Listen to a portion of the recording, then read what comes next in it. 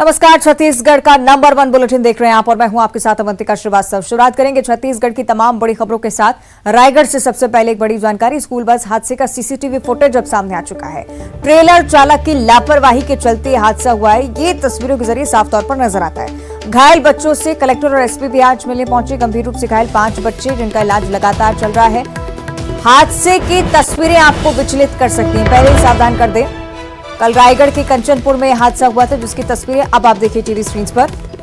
यह CCTV footage जो कि प्रत्यक्ष तौर पर बताता है कि ट्रेलर चालक की तरफ से गंभीर लापरवाही हुई। हादसे के बाद की भी तस्वीरें, लेकिन उससे पहले हादसे के दौरान क्या कुछ हुआ ये भी कहीं ना कहीं साफ होता है इन तस्वीरों के जरिए। देखिए, स्कूल बस सामने से आ रही थी। ट्रेलर चालक लापरवाही वश तेज रफ्तार में ट्रेलर दौड़ा रहा था। सामने से आई बस से आमने सामने की भिड़ंत और उसके बाद गंभीर हादसा पेश आया। तो रोंगटे खड़े कर देने वाली ये तस्वीरें निश्चित ही इस पूरी दुर्घटना, क्योंकि बच्चे सवार थे छोटे छोटे इस बस में। 5 बच्चे हैं जो कि अभी भी गंभीर रूप से घायल हैं। खुद कलेक्टर और एसपी उनसे मुलाकात करने के लिए पहुंचे। लगातार सहायता उनकी तरफ से भी प्रदान की जा रही है, लेकिन ट्रेलर चालक की लापरवाही प्रत्यक्ष तौर पर नजर आती है इस पूरे हादसे के पीछे।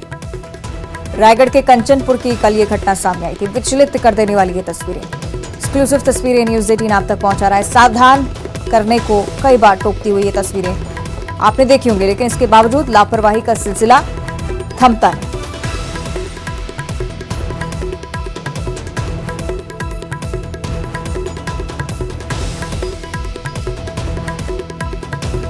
कल हुए हादसे की तस्वीरें हम आपको लगातार दिखा रहे हैं। ट्रेलर चालक की तरफ से लापरवाही हुई, उसके बाद यह हादसा पेश आई। बताया जा रहा है कि 5 बच्चे ऐसे भी जो अभी भी गंभीर घायल हैं।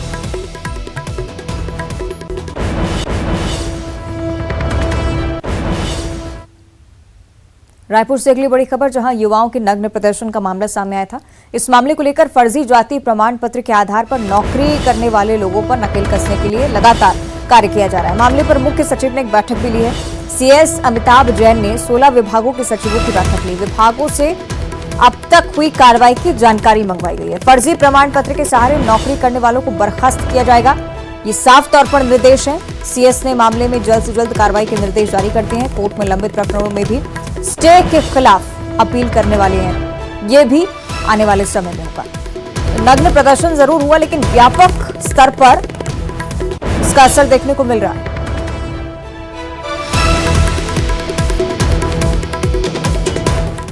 सहयोगी ममता लांजेवार हमारे साथ जुड़ रही हैं, उनसे हम ज्यादा जानकारी लेंगे। ममता, छत्तीसगढ़ का नग्न प्रदर्शन जो कि पूरी दुनिया में ही लाइमलाइट में आया, लेकिन यह भी आप देखिए कि इस नग्न प्रदर्शन का असर कि अब सख्ती से कार्रवाई की जा रही है।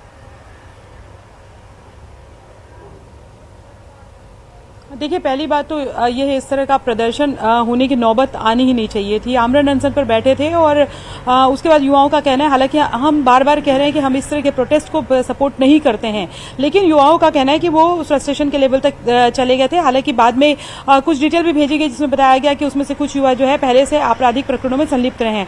बहरहाल मुख्य सचिव ने आज बैठक बुलाई थी और 16 विभागों के जो प्रमुख थे उनको इस बैठक में बुलाया गया था। अधिकारियों की बैठक हुई और विभागीय अधिकारियों से को निर्देश दिए गए कि जो कोर्ट में प्रकरण जो लंबित हैं, जिसको लेकर स्टे लाया गया है, उस पर जो है वो जल्द सुनवाई करने की कोशिश की जाए। दूसरी तरफ अगर हम बात करें, जो जिनमें स्टे नहीं है, जो विभागों में लंबित है, उनकी फाइल जो है वो जल्दी से उस पर जो है एक्शन लिया जाए और बर्खास्तगी की जाए। तो ये एक बड़ी खबर है। जो लोग फर्जी जाति प्रमाण ST/SC वर्ग के आधार के नाम पर जो है वो फर्जी जाति प्रमाण पत्र के आधार पर जो नौकरी कर रहे थे, उन पर सख्त उनको तुरंत बर्खास्तगी करने के निर्देश दिए गए हैं। और ये भी कहा गया है कि इस मामले में जो है किसी भी तरह की कोई लापरवाही जो है वो बरती न जाए। और मुख्य सचिव अमिताभ जैन ने ये बैठक ली है और जो मामले कोर्ट में है उसको लेकर ममता के शर्मसार कर देने वाली घटना थी, लेकिन इसके बावजूद ऐसी कंडीशन क्यों बनी, इस पर भी सवाल। आप बनी रहेगा हमारे साथ, आगे भी अन्य खबरों को लेकर आपसे हम चर्चा करने वाले हैं। तो एक तरफ बात हम इस प्रदर्शन की कर रहे थे, दूसरी तरफ छत्तीसगढ़ विधानसभा की भी चर्चा आज कर लेते हैं। कार्यवाही कल तक के लिए स्थगित हो चुकी है। कल सुबह 11 बजे तक के लिए कार्यवाही स्थगित हुई है। अविश्वास प्रस्ताव पर अब माना जा रहा है कि कल ही चर्चा होगी। प्रश्नकाल के बाद अविश्वास प्रस्ताव पर चर्चा होनी है। अविश्वास प्रस्ताव पर आज चर्चा नहीं हो सकी। बीजेपी का आरोप पत्र देर से मिलने का विधि मंत्री ने हवाला इसका दिया था। अध्यक्ष ने चर्चा के लिए कल का वक्त अब तय किया है। छत्तीसगढ़ विधानसभा मंडल सदस्य निहड़ता निवारण संशोधन विधेयक पारित हो चुका है। सदन में चर्चा के बाद पारित हुआ है संशोधन विधेयक और विधेयक पर चर्चा के दौरान सदन में भारी हंगामा भी देखने को मिला। टिप्पणी को लेकर भी तीखी बहस आज छिड़ी। सहयोगी ममता हमारे साथ लगातार जुड़ी हैं, इस पर भी हम चर्चा कर लेते हैं। ममता, आज ठहाके भरा दिन छत्तीसगढ़ विधानसभा में देखने को मिला, लेकिन कल माना जा रहा है कि कुल मिलाकर अविश्वास प्रस्ताव पर ही फोकस रहना है। ममता, बिल्कुल, देखिए, अगर हम बात करें तो आज का भी सत्र जो सेकेंड हाफ में है वो हंगामेदार था। पहले तो जरूर है कि सदन के पहले आवर में जो है वो एक दूसरे वो आई लव यू जो है खासतौर पर विपक्ष जो है वो सत्ता पक्ष को कह रहे थे, अजय चंद्राकर जो है, और इस आई लव यू पे जो है वो देर तक के हंसी ठिठोली चलती रही। लेकिन उसके बाद अलग अलग मुद्दों को लेकर जो है वो सदन में सरकार को घेरने की कोशिश की गई। और आज भी फर्जी जाति प्रमाण पत्र के मामले में जो युवाओं ने नग्न प्रदर्शन किया था वो मसला गरमाया। और उसके साथ ही अगर हम बात करें तो वो जो अनियमित कर्मचारी हैं उनके नियमितीकरण को लेकर मामला गरमाया। दूसरे हाथ में अगर हम बात करें तो जो पूर्व शिक्षा मंत्री थे प्रेमसाय सिंह टेकाम, उनको लेकर जो ऊर्जा उनको जो है वो योजना आयोग का जो अध्यक्ष बनाया गया है उस पर जो है वो खासतौर पे विपक्ष ने जो है वो सरकार पर निशाना साधा और ये भी कहा कि क्या वो इस पद को स्वीकार करेंगे योजना आयोग का कि उनके लिए जो है वो संशोधन विधेयक लाया गया है। और ये भी तंज कसा गया कि उनकी बलि ले ली गई इस पूरे मामले संगठन के बीच में सब कुछ ठीक करने के लिए, या फिर जो कांग्रेस के बीच में जो कुछ भी चल रहा था उसको लेकर। और ये भी तंज कसा गया कि टीएस सिंहदेव जो है उनके एकमात्र समर्थक रहे और इसलिए उनकी शहादत ली गई, ये विपक्ष ने कहा। हालांकि इस पर जो है जमकर हंगामा हुआ और मोहन मरकाम से भी जो इस्तीफा लिया गया उसको लेकर भी घेरा गया। दूसरी तरफ अगर हम बात करें तो आज भी अविश्वास प्रस्ताव पर चर्चा होनी थी, लेकिन जो राजस्व मंत्री है जयसिंह अग्रवाल जो है उन्होंने कहा कि देर से उन्होंने ये कहा कि देर से जो है सूचना मिली और उसके आधार पर फिर अब जो है वो कल अविश्वास प्रस्ताव पर चर्चा होगी। शुरुआती जो 1 घंटे होंगे वो प्रश्नकाल के होंगे और उसके बाद अविश्वास प्रस्ताव पर चर्चा होगी। बीजेपी का कहना है कि पूरी तैयारी है और आज उन्होंने कहा कि किसी न किसी तरीके से जो है ये भागना चाहते हैं और इसीलिए आज नहीं हो पाई चर्चा। लेकिन ममता, आगे क्या कुछ होता है कल? बहुत शुक्रिया आपका जानकारी के लिए। तो कल क्या कुछ होने वाला है इससे लेकर ममता हमें जानकारी दे रही थी, लेकिन आज क्या हुआ विधानसभा में ये आपको हम बताएं। सत्ता पक्ष और विपक्ष के बीच जमकर हंसी ठिठोली आज देखने को मिली। बीजेपी विधायक अजय चंद्राकर के आई लव यू ने सदन का माहौल बदल डाला। विधायक अजय चंद्राकर ने कहा कि मुख्यमंत्री जी को और मंत्री कवासी लखमा को मैं आई लव यू कह सकता हूं। इस पर मुख्यमंत्री ने खड़े होकर कहा कि अजय जी क्या बदल गए हैं?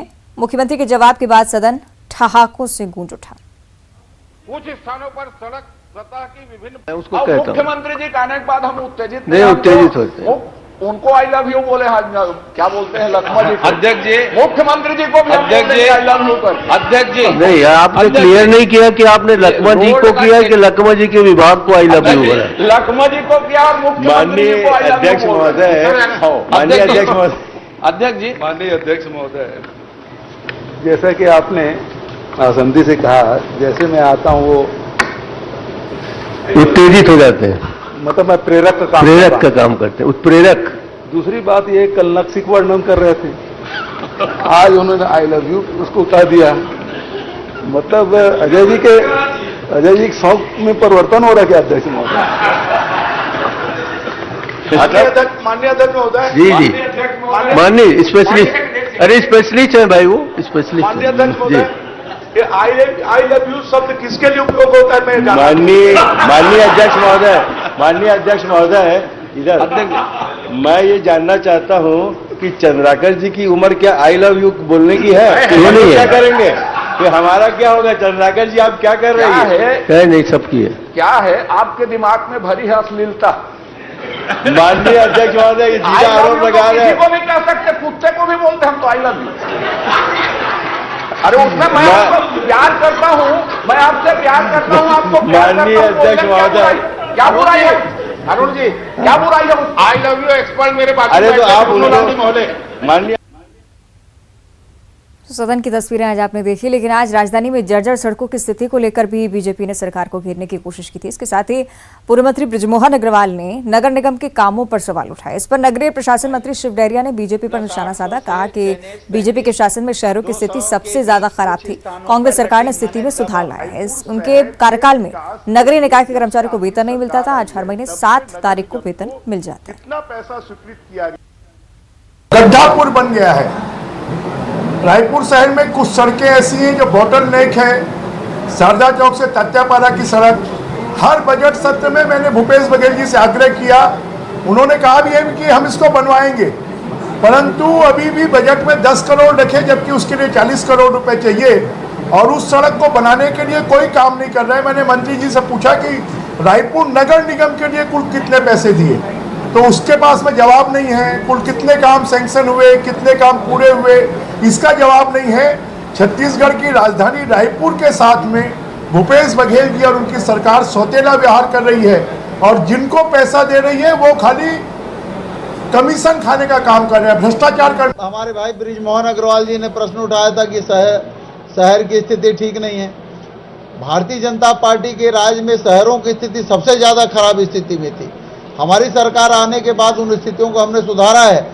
भारतीय जनता पार्टी की सरकार में जो हमारे नगरीय निकाय के कर्मचारी हैं उनको 8-8, 9-9 महीने तक वेतन नहीं मिलता था और आज हर महीने के 7 तारीख को उनको वेतन मिलता है। तो जिनको समय में वेतन मिलता है वो काम भी अच्छा करते हैं। इसी का परिणाम है कि हम लोग लगातार 3 साल तक स्वच्छता के मामले में पूरे देश में पहले नंबर में आए हैं। ODF++ में पहले नंबर में आज भी। तो छत्तीसगढ़ में विधानसभा चुनाव की तैयारी के बीच राजनीतिक दलों की जोर आजमाइश भी शुरू हो चुकी है। बीजेपी ने स्थानीय मुद्दों को लेकर प्रदेश के हर विधानसभा क्षेत्र में घेराव, धरना प्रदर्शन और अभियान चलाया। इसे लेकर पार्टी के तमाम नेता कार्यकर्ता बढ़ चढ़कर हिस्सा ले रहे थे। पार्टी के इस प्रदर्शन में बीजेपी और मोर्चा भी शामिल हुआ और एक बार फिर से बीजेपी प्रदेश के अलग अलग जिलों में धरना प्रदर्शन करने के लिए उतर रही है। कहीं पर खराब सड़कें मुद्दा था, कहीं गल, कहीं नाली, साथ ही साथ आम लोगों की समस्याओं को लेकर भी केंद्र सरकार के, कांग्रेस सरकार के वादे और वादा खिलाफी को लेकर भी पार्टी ने प्रदर्शन किया।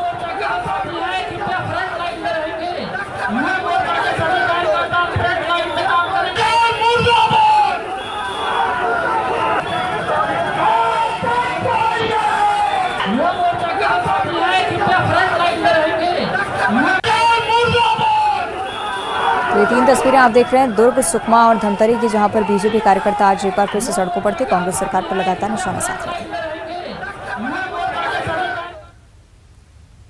मणिपुर की चर्चा करेंगे। 2 महिलाओं को नग्न कर परेड निकाले जाने की विभत्स घटना से देश हिल गया है। घटना के खिलाफ देश में आक्रोश है। सुप्रीम कोर्ट ने भी राज्य और केंद्र सरकार से जवाब मांगा है और प्रधानमंत्री नरेंद्र मोदी ने मानसून सत्र शुरू होने से पहले मणिपुर की घटना पर अपनी कड़ी प्रतिक्रिया दी। कहा कि किसी भी गुनहगार को बख्शा नहीं जाएगा। पीएम ने कहा कि घटना चाहे छत्तीसगढ़ की हो, राजस्थान की हो, मणिपुर की हो, किसी भी सभ्य समाज के लिए शर्मसार कर देने वाली है। पीएम के बयान पर छत्तीसगढ़ की सियासत भी गर्मा गई है। सीएम भूपेश बघेल ने कहा कि मणिपुर के साथ साथ राजस्थान, छत्तीसगढ़ का नाम भी जोड़ना गलत है, ये छत्तीसगढ़ का अपमान है। उन्होंने कहा कि मणिपुर में डबल इंजन की सरकार से ट्रबल हो गया है और बीजेपी ने सीएम के बयान पर पलटवार कर दी। खास करके हमारी माताओं बहनों की रक्षा के लिए कठोर से कठोर कदम उठाएं। घटना चाहे राजस्थान की हो, घटना चाहे छत्तीसगढ़ की हो, घटना चाहे मणिपुर की हो, इस देश में, हिंदुस्तान के किसी भी कोने में, किसी भी की राज्य सरकार में राजनीतिक वाद विवाद से ऊपर उठ करके कानून व्यवस्था का महात्मा, नारी का सम्मान, और मैं देशवासियों को विश्वास दिलाना चाहता हूं, किसी भी गुनहगार को बख्शा नहीं जाएगा। मणिपुर के बारे में उन्होंने कोई बात नहीं की, बल्कि राजस्थान और छत्तीसगढ़ को भी उसमें लपेट लिया। आप मणिपुर की घटना के बारे में, उस महिला के साथ बलात्कार भी हुआ, उसके निर्वस्त्र करके घुमाया गया और पूरा देश इस मामले में चिंतित है। लेकिन प्रधानमंत्री जी इसके बारे में एक शब्द भी उन्होंने नहीं कहा, क्योंकि राजस्थान में भी चुनाव है, छत्तीसगढ़ में भी चुनाव है।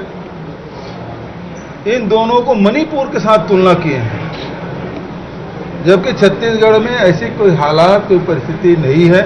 इस समय मुझे लगता है कि बात सिर्फ मणिपुर की होनी चाहिए और होनी चाहिए थी, और कुछ कहकर एक तरह से वहाँ की स्थिति को डाइल्यूट करने की बात महसूस होने लगती है। अन्य राज्यों का नाम लेना, चुनिंदा कुछ राज्यों का नाम लेना, ये फिर ऐसे वातावरण को जन्म देता है जहाँ हमारा ध्यान एक घटना विशेष से हटने को होता है। ऐसा है, मुख्यमंत्री जी अपनी हताशा को, अपने फेलवर को छुपाने के लिए इस प्रकार की बात कर रहे हैं। जरा मुख्यमंत्री जी बताएं कि देश के इतिहास में आज तक। बिलासपुर की अब चर्चा करेंगे। बिलासपुर में डायरिया का कहर लगातार जारी है और डायरिया से एक बार फिर से एक महिला की मौत होना सामने आया है। जांटीडीह के बाद हथनी गांव में एक महिला की मौत हो गई। उल्टी दस्त से पीड़ित थी यह महिला। सिम्स में फौरन भर्ती करवाया गया लेकिन ठीक नहीं हो सकी। जिले में 6 दिन में डायरिया से 5वीं मौत का मामला सामने आया। नगर निगम के बाद अब ग्रामीण क्षेत्रों में डायरिया का कहर साफ तौर पर देखने को मिलता है। दूषित पानी का सेवन करना लोगों को भारी पड़ रहा है। नाली से निकले पाइपलाइन से दूषित पानी की सप्लाई की जाती है और यही एक बड़ी वजह है डायरिया फैलने की।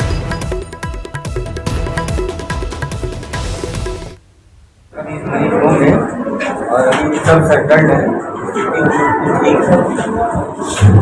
और यहाँ पर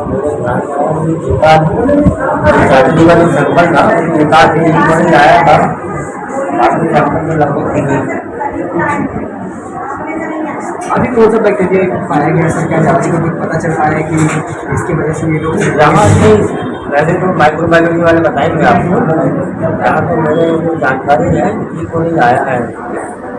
जांटीडीह में तो स्थिति काफ़ी नियंत्रण में है और कल जो है कैंप तो लगा हुआ है लगातार। उसमें कल 7 मरीज ही आए थे और इस तरह धीरे धीरे स्थिति कंट्रोल में आ रही है। और बीएमओ बिल्हा के द्वारा सूचना मिली कि हथनी कला में एक मरीज जो है काफ़ी गंभीर स्थिति में बिल्हा सीएचसी में आया था और उसके बाद जो है उसका इलाज करके फिर सिम्स रेफर किया गया था। और ऐसी खबर लगी है, अभी जांच रिपोर्ट प्राप्त नहीं है कि मरीज की। अभी तो आज ही मैं अपने हस्बैंड को लेके आई हूँ छुट्टी कराकर, और मेरी बेटी थी, फिर उसके बाद हमारे हस्बैंड थे।